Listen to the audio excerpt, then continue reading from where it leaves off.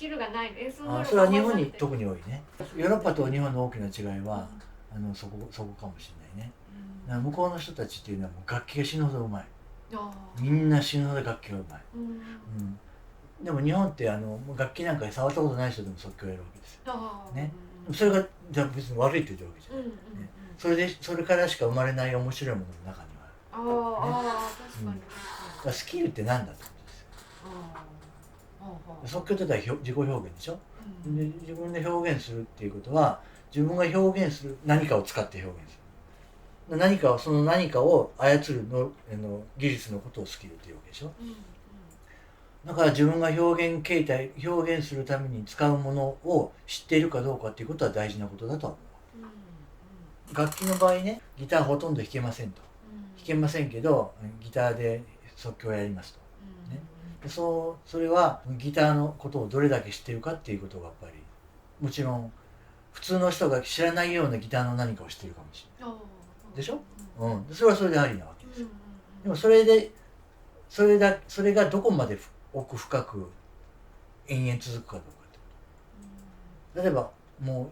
ういつも同じことやってたらそれは飽きる。自分でも飽きたらもうそこで終わりなわけだから、いくらでも表現としていくらでもまだあり得ると思うから続けてるわけで、そのためにはある程度スキルがあった方がそれの幅を広がるっていうのはもう当然なんです。自分から表現の幅を狭める必要はないわけ。こんだけの可能性があるもののこれだけしか使ってない、ね、でも悪くないよ。でこの中でもいくらでもこの中で膨らませるんだったら構わないと思うし、楽器は音をちゃんと出せてっていうその練習はやっぱりある程度やってる、もちろん自分が出したいと思う音が出るためのそれがスキルだから、だから人それぞれスキルは違うわけ。必要なスキル。なるほどなるほど、例えばジャズやろうと思ったらそのジャズのスキルいるわけでしょ。ね。でもそれは知らなきゃいけないことってねやっぱあるわけです。それやりたいんだったらそれは練習しなきゃいけない。やるつもりもない人にそのスキルはいらないんだからやらなくていい。だから学校とかが面倒くさいのはだってもう自分が何やりたいかより以前に先にスキルを叩き込まれるじゃん。ね。それが良くないって言ってる。確かにね。いらないスキルはいらないわけで。で自分に必要なことだけやってればいい。でも自分に何が必要か分かんなかったらもちろんスキルも磨きようがないわね。頭は使うな。その瞬間したいことをすればよいというなんかインタビュー動画でおっしゃってたんですけど、それはいろんな局面があるね。だからもう毎回俺違うことやってる。だから頭使わない人に頭使えっていう。頭使ってる人に使いすぎよくないよっていう。だからそれ誰にも当てはまる言葉ではない。なるほど。目をつぶってる人がいたら目を開けて弾けっていうわけ。目を開けて弾いてる人がいたら目をつぶってみって言って。なるほどなるほど。まあそういうことね。なるほどね。はいはい。実際内田さんの場合は頭も使ってることもあるし頭使ってない時もあるしっていうことなんですよね。いろんな局面でやってらっしゃるってことですよね。はい。ソロ即興と、2人以上のグループで共演者がいる場合の即興演奏の違いっていうのは人と一緒にやる場合は相手の音を聞くっていうのは前提になってくるから人数が増えたら聞かなきゃいけない音がいっぱいあるってことだね。どんどん難しくなるよね。今何が起こっているのかっていうことをやっぱり把握しなきゃいけないし、その中で自分から何が出てくるかってことだから、自分らしいことを自分の表現っていうのをやっていくっていうのはすごい難しい。グループとしたら3人とか4人ぐらいがさっきね最初のおっしゃってた。俺はあんまり集団即興あんまり好きじゃない。なるほどね。自分が何やっても周りが変わんないから面白くないじゃん。確かにってことはもう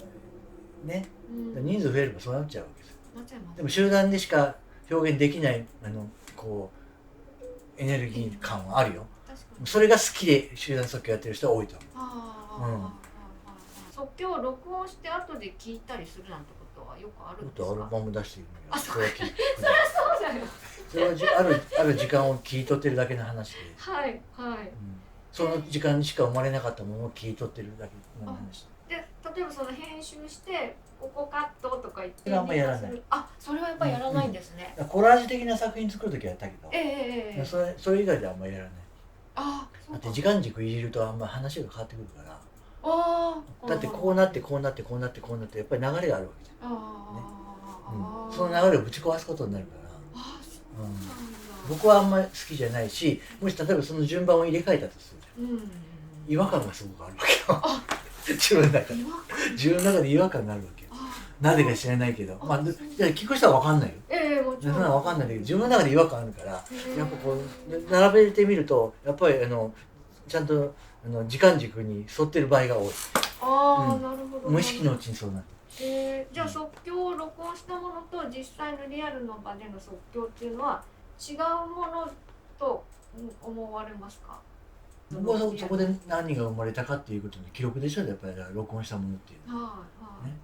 だから残すなんていうことは意味がないって、もう一過性なもんだし一回しか起こらないものだ、ということはもうライブに見た人しかそれを体感できないものだ、でそれはすごくよくわかるし、だったらそういう人は何も出さなくていいと思うし、もちろんだそれを例えば作品として出すっていうことはもちろんそれを聞く人がいるから出すわけで、ね、まあだから別のもので言えば、まあもちろん別のものだよ。そのリアルな時間の流れとそれを切り取った記録っていうのはやっぱり、でもその中ですごく自分が大切にしているものがあるのならば、それを聞いてもらいたいと思うから出すわけだよ。ね。まあちょっと違う形になったとしてもやっぱり記録としては意義のあることだ。自分がそれを聞いてもらいたいと思うならばね。お客様がいるといないとで演奏に影響はありますか？はい、お客さんいなかったら演奏しません。はい。そうか。僕はね、意味がないと思う。だって自分のために演奏してるんじゃなくて、聞いてくれる人がいるから演奏してるわけで、その人のために演奏してるわけで、僕はそうですよ。お客さんがいる時といない時で演奏が変わるのは当然でしょ。だって誰も聞いてないっていう時に自分の中から何かを表現するっていう意欲が下がるから、僕は。うちでなんか好きでずっと即興やってる人とかもいらっしゃると思うんですけども。もちろんいると思う。まあそういう人たちを別に俺は否定しないですけど、俺は興味ない。お客さんのために即興やるというか演奏することだね。演奏するっていうのは聞いてくれる人がいるから演奏してるわけで、その人たちのために演奏してるわけで、それ以外にはない。もちろんだから自分の表現としてやるわけだけど、お客様がどのように聞いてほしいってそんなことはもう何も言えるわけがないじゃないですか。みんな好きに聞けばいいと。それはだって一緒にやる相手と同じで何も強制できないんですよ。だから聞く人は自由に聞けばいいと。ただ演奏する時に僕は気をつけてるのは、表現を限定しないようにしてる。例えば何か見に行った時にみんなが同じ印象を受けるものって多分つまんないと思うわけ。だってね、お客さんってみんな同じ人間じゃないから、みんな違う人間で違う環境で違うように育ってきたわけでしょ。ということはみんなそれぞれ歴史があるわけじゃん。ということは何か表現を目の前で起こっている表現を見たり聞いたりしている時にいろんなことを考える。それ見ながら聞きながら。でもそうやってみんな違うことを考えるわけじゃん。みんな歴史があるから。でもつまんないものは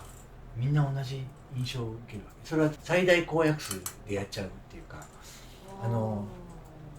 そうじゃなくて聞く人がもう自分を振り返って好きにいろんなことを想像できるような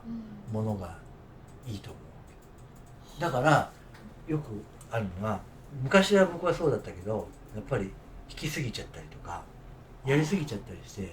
結局情報をもう詰め込みすぎて、もうどこの隙間もなくなっちゃって、もうこれでしかないよなっていうようなことしかならない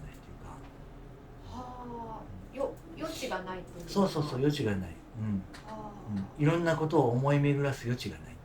ていうか、そういうものになっちゃってることが、昔は多かったんだけど、そういうことから反省いろいろして詰め込めば詰め込むほどやっぱり表現ってもう固まってくるから、フレキシビリティがなくなるっていうか、あともつながるものなんだけど、完璧なものとかだともう完璧すぎてそれを受け止めるだけで精一杯になっちゃう。でもそうじゃなくてやっぱり自分で演奏しながらもいろんなこう隙間が自分の中に生まれるようなものが好きになっている。自分にとってもいろんなことを想像させるっていう、それはお客さんにとってもってこそれは必ずしも間がどうのということではないんと、ですよね。間だけの問題ではなくて間が何かの影響を与えることは事実だと思うけど、例えば何か弾くときにこういう音が鳴ってます何か弾きますとね、いくらでも弾こうと思えば弾けるわけじゃん。あ、ここにこんな音も入れられる、ここにこんな音も入れられる、ここにこんな音も入れられる、ここにこんな音も入るよなって音を入れていったらだんだん隙間なくなるでしょ、でも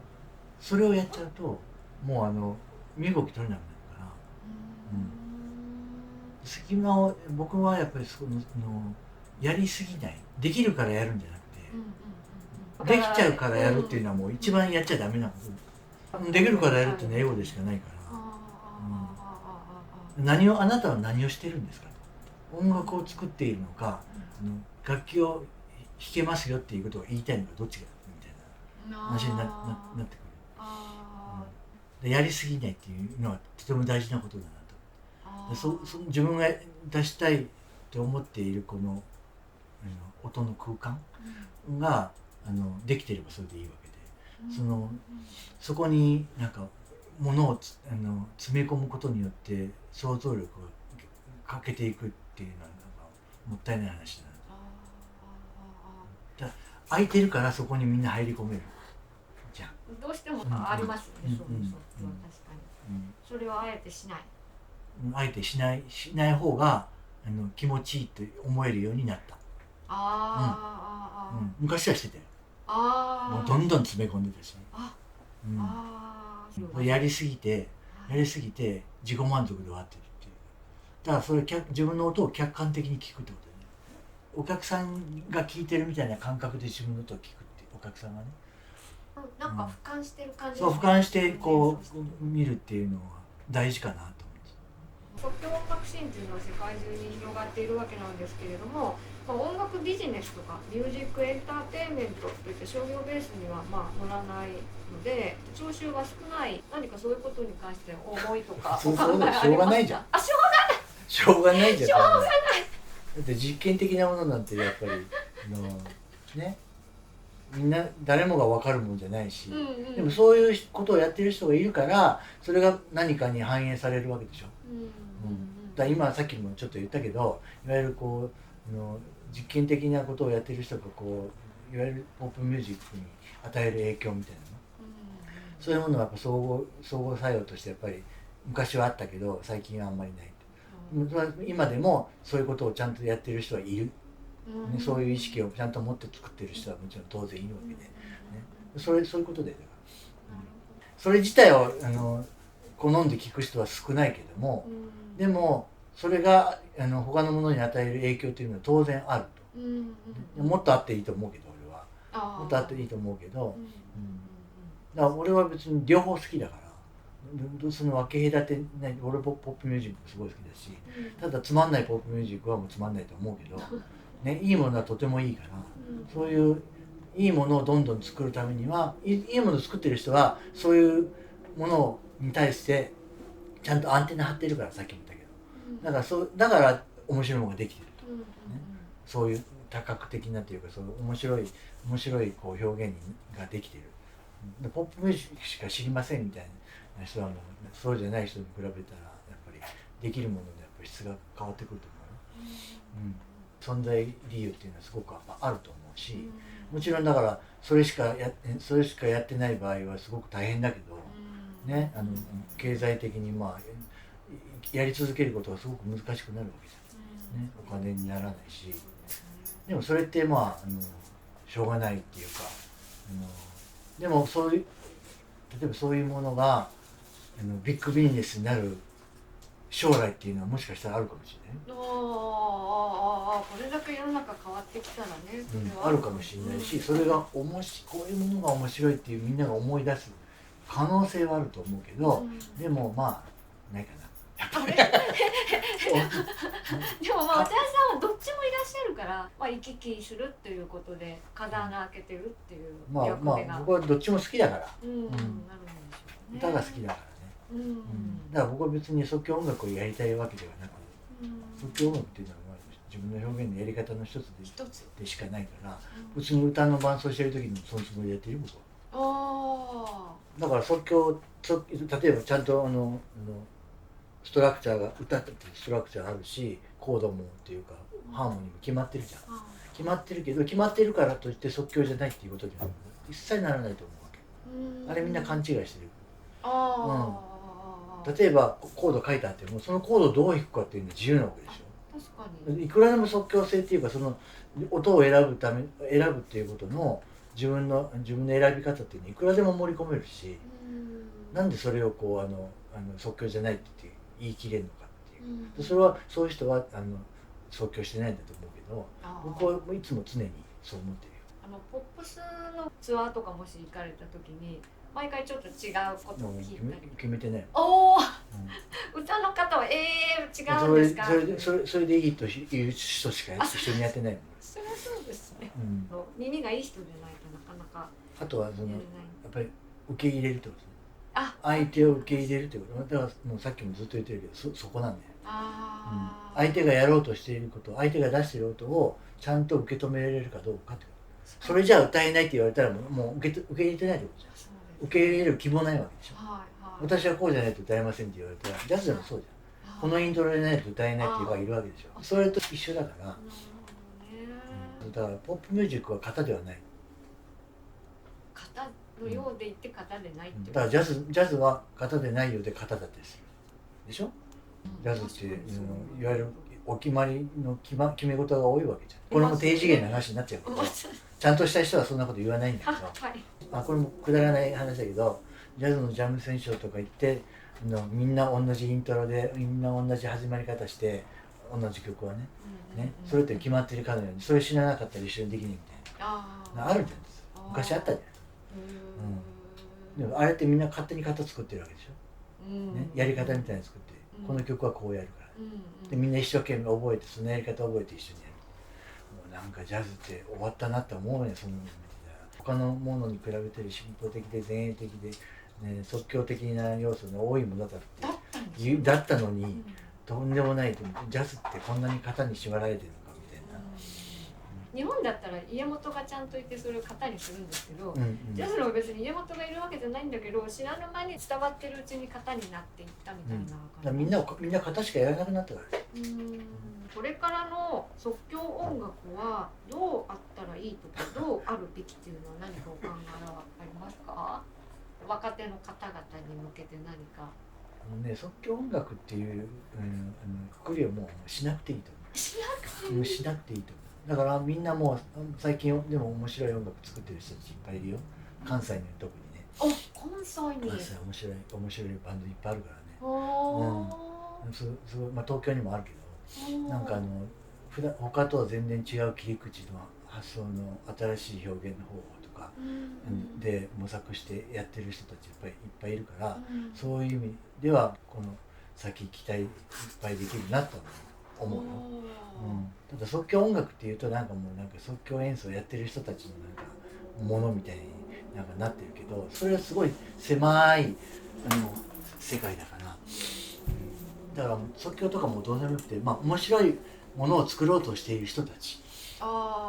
即興音楽って言っちゃうともう狭くなっちゃう。狭くなっちゃう。みんな面白いものを作ってくださいっていうことです。あと長年即興のワークショップって言っていいのかな、をされてるんですけども、そのワークショップで別に教えるって感じではないとは思うんですが、僕のやつはもう教えないっていうのが前提。教えない。僕は何も教えませんっていうので始めてるから、人と一緒に演奏するっていうことをやるんだけど、その中で僕がちょっとナビゲーションしてるだけ。この人にはこの人が必要だなみたいな、ちょっと一緒にやってみてみたいな、一緒にやることによって何かどう思ったとか、